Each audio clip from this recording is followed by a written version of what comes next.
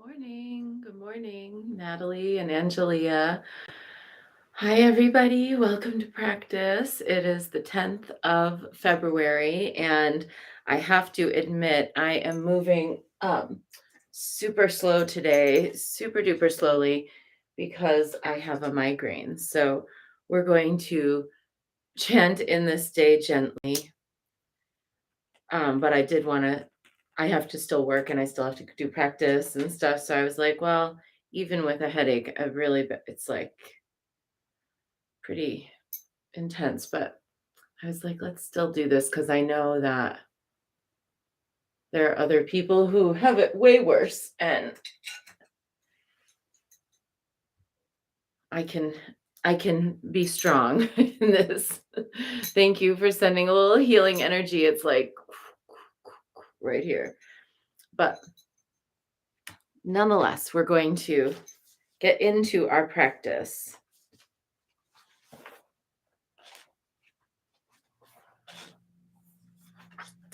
Today it's longevity guanyin, and the key word is safety. Thank you so much, Caragwen and Angelia and Jasai and Jenny. Thank you for sending me good healing energy. And this is a beautiful many-armed guanyin. Here you are over here. And she's got peacock feathers in her crown, adorned with a magnificent peacock feather crown containing the image of the Buddha Amitabha, Amidewa, sometimes pronounced, which is right here. Guanyin reaches out with her 16 radial arms. Two hands rest in her lap in a meditation pose, while another pair of hands is joined in prayer. In this manifestation, Guanyin protects sentient beings from attacks by their enemies and prolongs their lives. With her multiple arms, Guanyin can act and protect on many levels at once. The number of arms shown in this image is merely symbolic, as her countless hands and eyes support all sentient beings at all times. In this form, she acts as a guardian angel, helping many people at once. Sometimes we too wish we had many arms in order to fulfill all the tasks that life presents to us. I'm definitely feeling that way today. Often we seek safety and relaxation in life, but Guanyin reaches beyond those goals, and she intervenes at subtle spiritual levels, thus preventing dangers and catastrophes. And then here's our quote from the Lotus Sutra, chapter 26. Suppose, with curses and various poisonous herbs, someone should try to injure you. Think on the power of that perceiver of sounds, and the injury will rebound upon the originator. Get in touch with Longevity Guanyin, who coordinates and masters the cosmic processes in order to make your life smoother at all levels of consciousness. Ask her to dissolve your obstacles more quickly so that you can understand the message of life at this very moment and contribute to your own growth. Visualize yourself as the 1,000-armed bodhisattva who is able to support a large number of beings simultaneously. There's so much to unpack here. Okay. Let's see where to start. Okay. So I want to address and thank you, Vanessa. I see your love and healing. Thank you. This light is really bright. Maybe it's okay. It's okay. I'll live. All right. Okay, there's so much. Peacock feather crown. The peacock is said to transmute poison. That's why it's was often kept. Peacocks are often kept at royal palaces across India and Europe and other places as well, because the peacock is said to be able to transmute poison. Peacock thrones are there so that the person who sits upon that particular throne can transmute poison also. So this image of the peacock feather crown is a subtle allusion to the transmutation of poison. Now, protecting sentient beings by their enemies.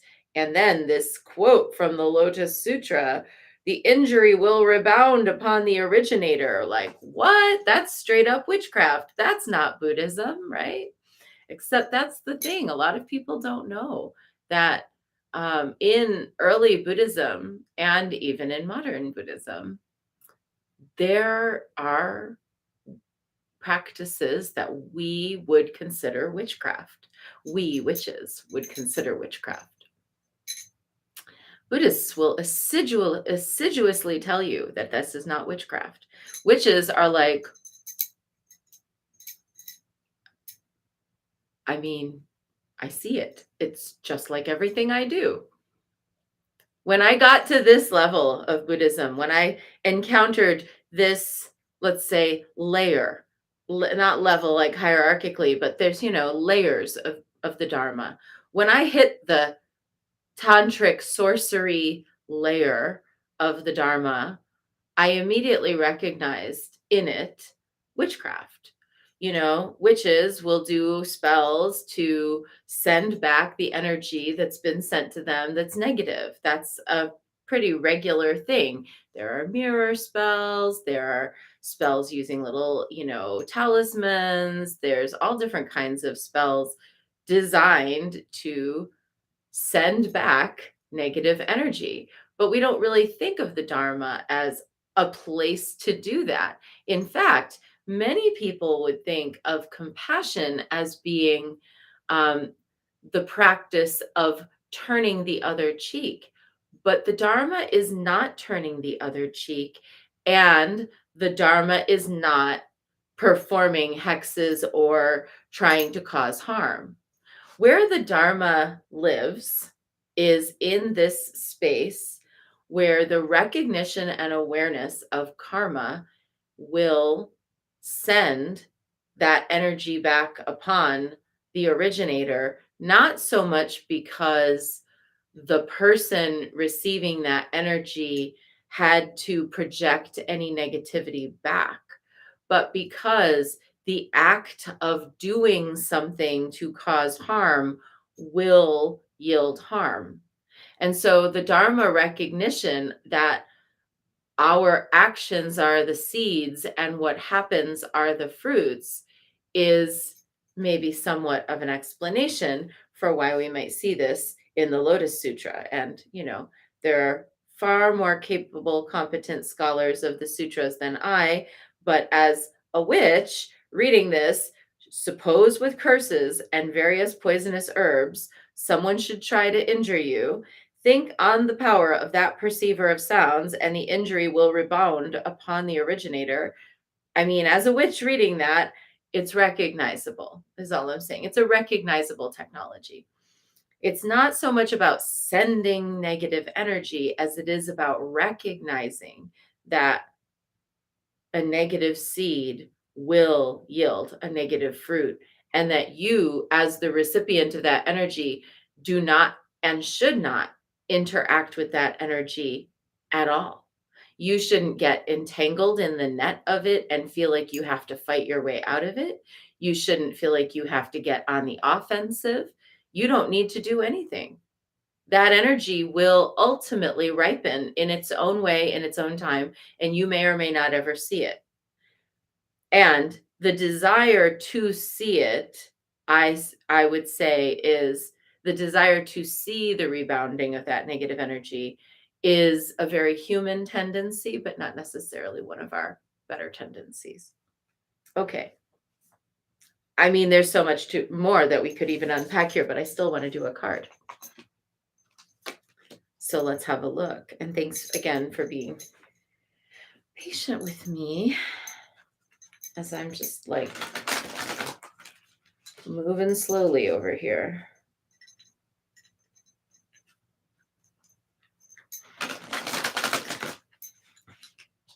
This migraine started in the middle of the night.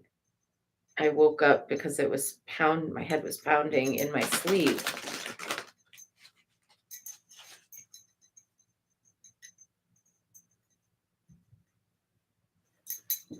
But a lot of the women in my head wrapping community talk about how on days like this, wearing the scarf is like giving your head a hug, and I really feel it. It's like feels like it's holding it all together. Okay. Weave the future golden. 44, card 44.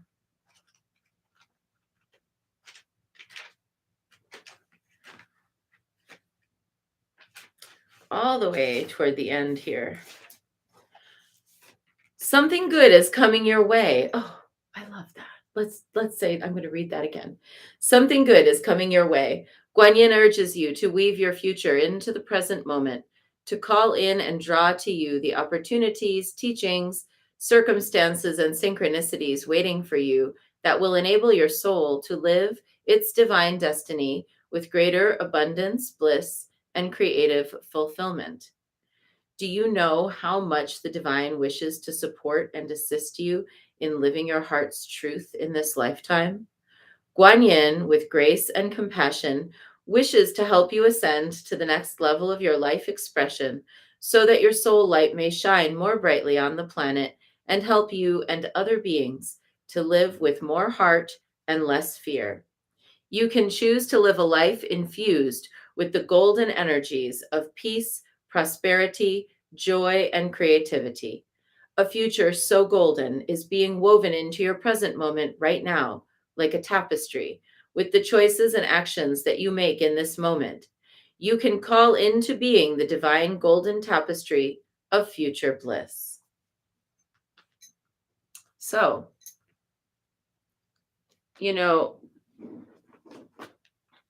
I would say that, some people will say this phrase, I've heard this so many times, the best revenge is a good life.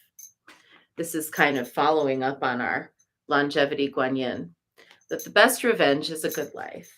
But, I think that the motivation of having a good life for the sake of revenge isn't really a very helpful motivation because it still ends up centering the vexatious at the middle of your happiness. So you don't want to center the what is vexatious at the center of your happiness because why? Then your happiness all around it will be contingent upon the vexation existing. So I would steer clear of the thought that the best revenge is a good life, even though in a way it is very much true. But when we're looking at how Guanyin helps us by basically allotting back to everyone what they deserve, allotting back to everyone what they have themselves earned, and that includes you. Goodness will come to you, pain will come to you. You will, if you pay close attention, you will be able to perceive in your own life path the things that, um, how much do I love the word vexatious, says Vanessa.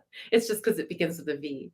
Um, um, realistically, at the end of the day, Guanyin, the perceiver, doesn't actually do much of anything, but she witnesses that everybody ends up where they belong. And if you, as a perceiver, witness difficulties arising in your life, pains and losses, often you might be able to trace back somewhere where, and here's like a low level example of it, but very common example.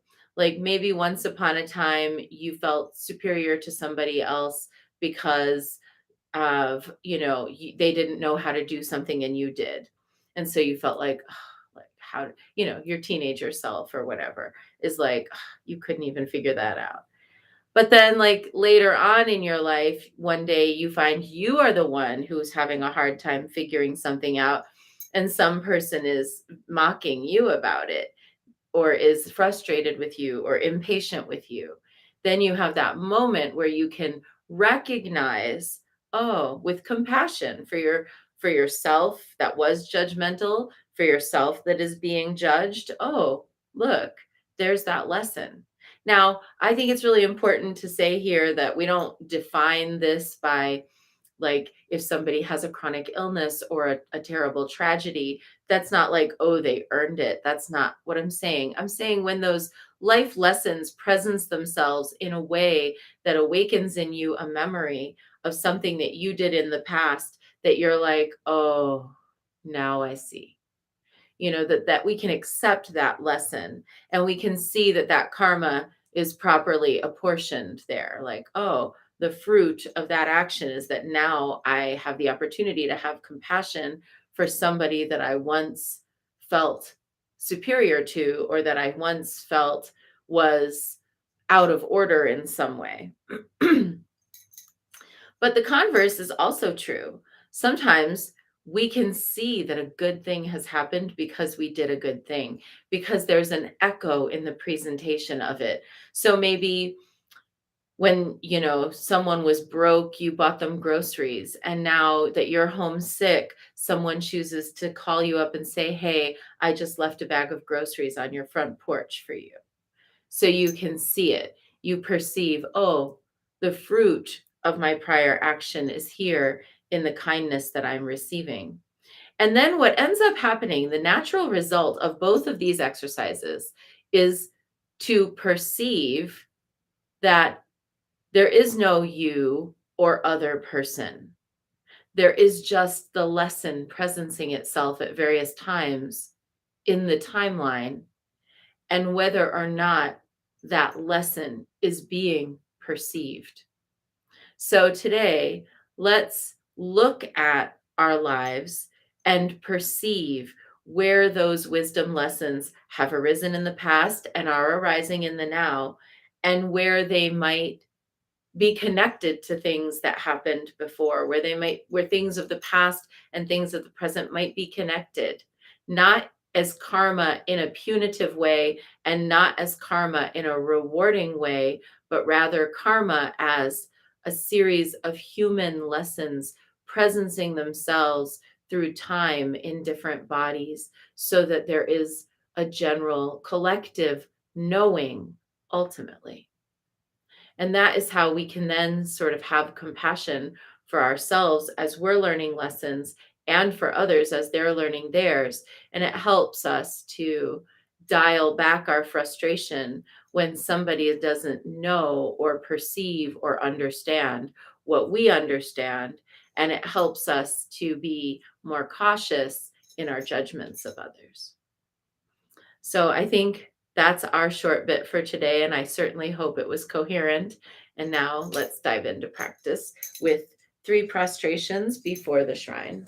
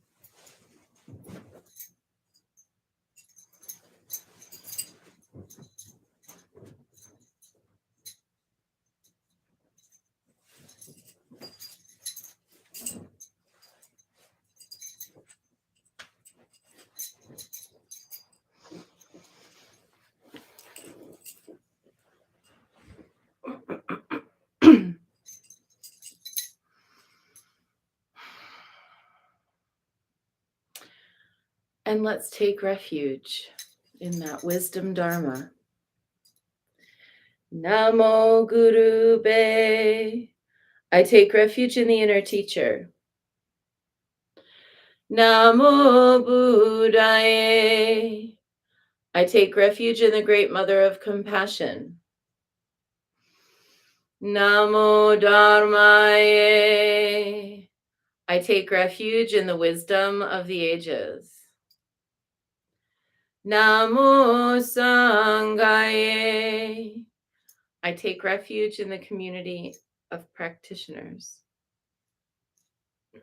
And let's set our intention, a person, place, situation, or circumstance that will benefit from today's practice.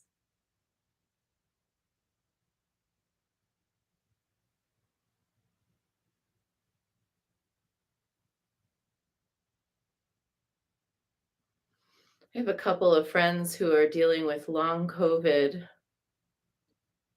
And so sending out some positive energy to them today.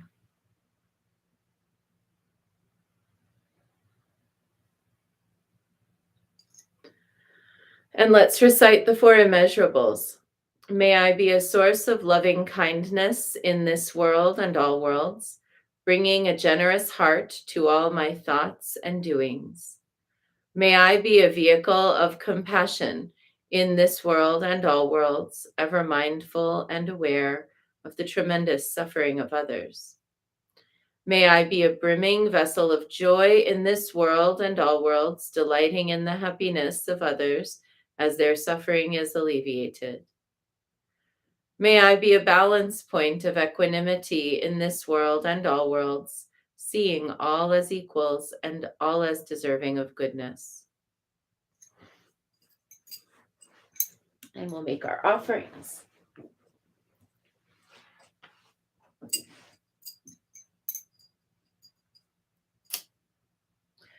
I light this candle as a symbol of the enlightening Dharma way.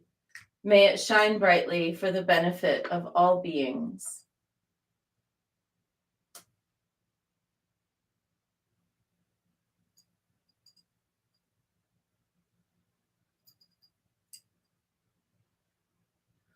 I light this incense as an offering to Guanxin, she who hears the cries of the world, mother of all.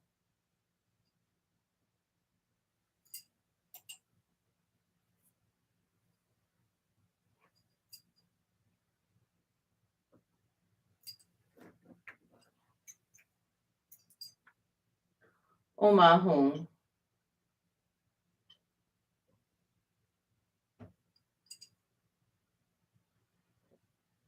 Omahung.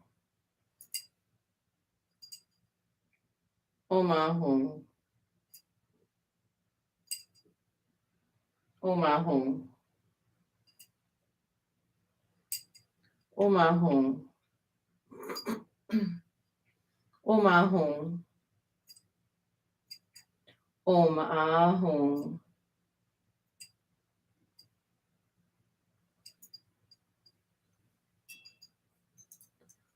Omahung. Omahung. Omahung. Omahung. Omahung. Omahung. Omahung.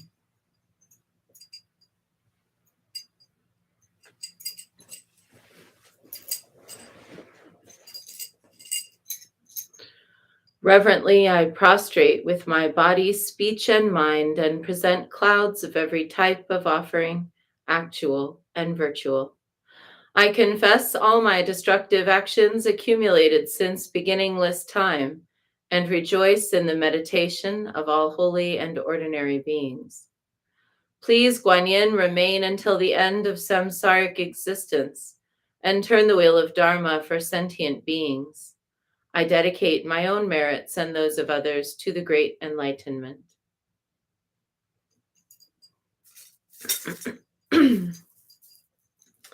108 recitations of Namo Guanxin Pusa, calling out to the one who will help us to see the wisdom lessons as they arise and who will protect us from any who try to project their wisdom lessons into our field. They have their own, and we have our own.